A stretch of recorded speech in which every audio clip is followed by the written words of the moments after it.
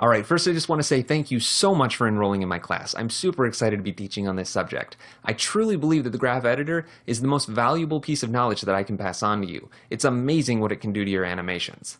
Now, if at any point you feel confused or you feel like I didn't explain something clearly enough, please go to the discussions page and leave a comment on the Ask Me Anything thread, and I will be more than happy to work through something with you, and definitely go back and revise these videos to make future students' learning experiences easier. All right, let's get into this project. Okay, so I'm going to walk you through how I made this house animation.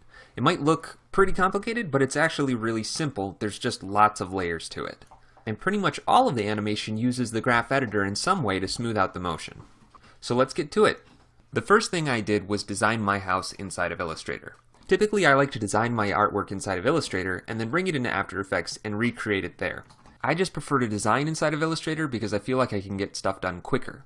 You can see here that this is my reference image. This is the house that I grew up in. I just used that as a visual reference and designed my house as closely to it as possible. It's very simple, not a lot of detail, just some rectangles, some triangles, and then a couple of custom shapes down here for the bushes. If you're new to After Effects, I want to encourage you to keep your design as simple as possible. You don't want to overwhelm yourself. Now if you've been using After Effects for a while and you want to do something a little bit more complicated, by all means go ahead.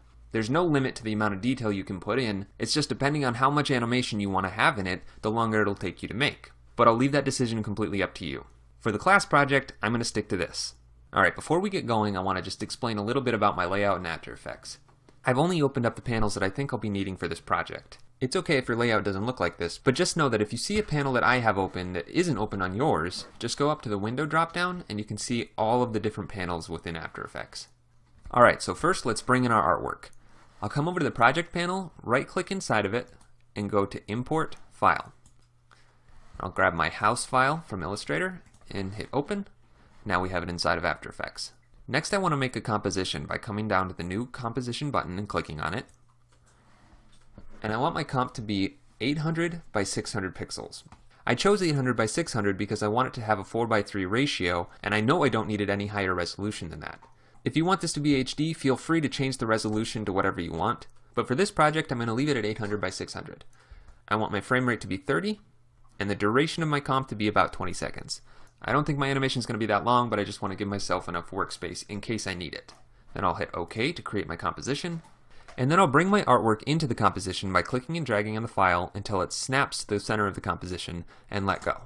Next I want to convert my artwork into a shape layer so that I can animate it inside After Effects a little easier. To do that, I'll right click on the file, scroll down in this menu until I get to Create Shapes from Vector Layer. And you'll see that that hid my original artwork and created a shape layer that looks exactly the same.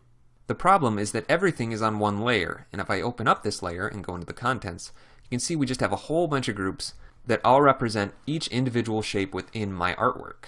So we need to separate the different shape groups into different layers so that we can animate them more easily. To do this, I'll make a little bit more room by moving my mouse between the timeline panel and the composition panel until my mouse turns to this little double arrow. I'll click and drag to make my panel a little bit bigger so I can see more of my timeline. Then I'll scroll up until I get to group 1. I'll click on the first group and see that we've selected part of this light. If I zoom in by pressing the period key on the keyboard and then hold spacebar to temporarily change to the hand tool, I'll click and drag to reposition, and we can see that group 1 is just a portion of that lamp. So groups 1 through 4 are that lamp on the right hand side. So if I click on group 4 and then shift click on group 1, I have all 4 groups selected, and if I press Apple or Control on a PC plus G, that will group all 4 groups together. Now with the new group selected, I can press Enter on the keyboard and rename the layer Right Lamp, and press Enter again to confirm the rename. Now I just repeat this process for every object that I want to separate into a different layer. So next I want to do the left lamp, which should be the next 4 groups. There it is. I'll group it by pressing Apple G or Control G on a PC, rename it by pressing Enter, left lamp, Enter again, and I'll just do this for the entire piece. I'll zoom back out on my composition by pressing the comma key on the keyboard, and then reposition again by holding spacebar to bring up the hand tool, and I want to talk a little bit about how I'm going to animate this. I want to break up all these windows into individual layers, but I also know that I want to animate them all exactly the same way. So really I just need one of the windows, and then I can make 5 duplicates of it after I've animated it. So if I scroll through my group and find where one of these windows are, here we go. So groups 35 and 36 are this window. If I group those two together and rename it upper window. Then I can just use this single group to make all 5 duplicates. So I'm not even going to worry about these other 4 windows right now. Then I'll do the same thing for the lower windows.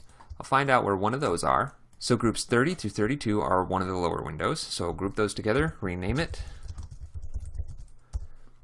Then I don't have to worry about the other 3 lower windows. For anything that has multiple copies of the same animation, I will only need 1 instance of. So if I find out where one of my bushes are,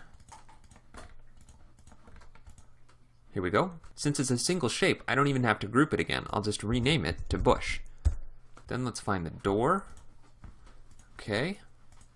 So groups 19 through 26. Group those together, rename it door. And to make sure that I have all the objects for the door, I'm going to just turn off the eyeball for that group, and sure enough, all of those objects are within that group, so we're looking good. Next, there's this doorstep. And then the base of the house. And then the last group is the siding. And the trim. And the roof. And I think that's everything that we need. Now I can get rid of any of the groups that aren't renamed. So I'll select all of those groups and hit delete until I'm left with just the groups that I renamed. And now I have all the different elements that I need separated out into different groups, so I can more easily break this into multiple layers.